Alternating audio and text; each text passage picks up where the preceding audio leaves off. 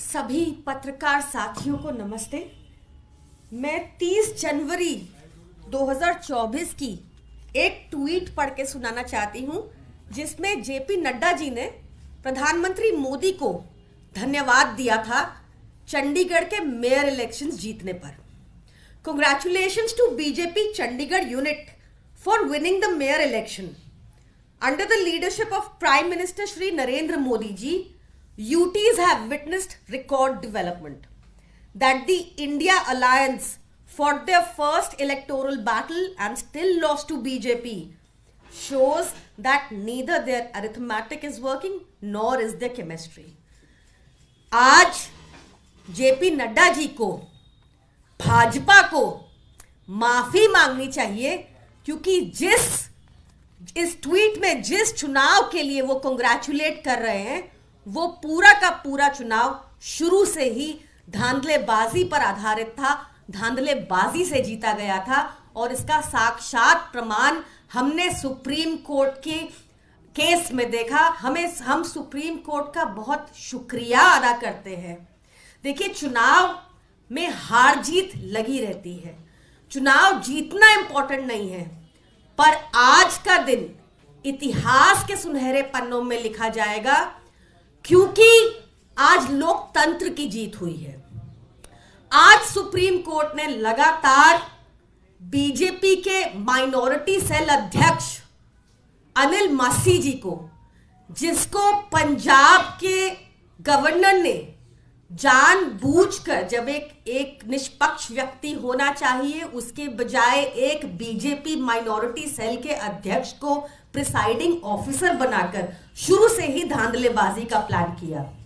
18 जनवरी को जब ये चुनाव पहली बार होने थे, उस दिन वो बीमार पड़ गए।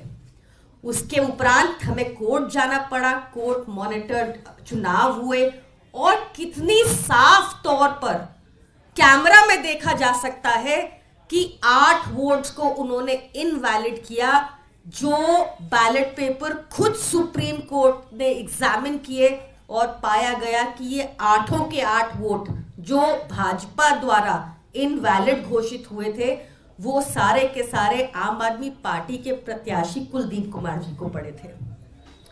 शुरू से ही इनकी मंशा थी हॉर्स ट्रेडिंग की।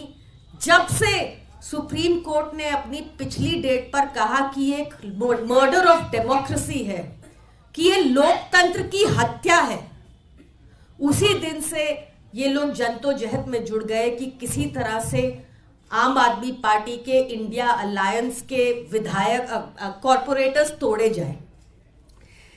बीजेपी को रत्ती भर भी शर्म नहीं आती, रत्ती भर भी उनको अफसोस नहीं होता, रत्ती भर भी उनमें नैतिकता नहीं है, और बेशर्मी से कैमरा के सामने हम सबने देखा कि कैसे धांधलेबाजी की जाती है। तो आज हम सबने देखा कि कैसे जब एक छोटे से मेयर चुनाव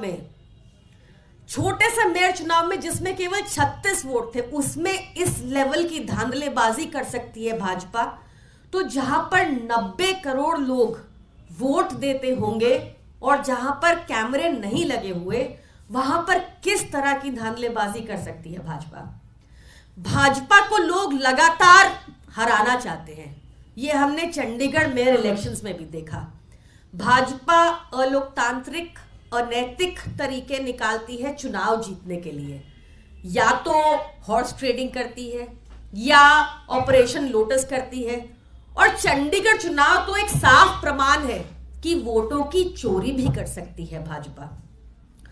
आज supreme court, we are grateful and very thankful to the supreme court कि उन्होंने पाया कि अनिल मासी दोषी हैं, कि उन्होंने साफ देखा कि फरवरी 19 को अनिल मासी ने जो बयान ओपन कोर्ट में दिया था कि उन्होंने डिफेस्ड बैलेट पेपर्स के ऊपर मार्किंग की थी, सुप्रीम कोर्ट ने कहा यह गलत है, कोई डिफेसमेंट नहीं हुई थी, और अनिल मासी ने अपने कार्यक्षेत्र से बाहर जाते हुए मार्किंग की थी बैलेट पेपर पर।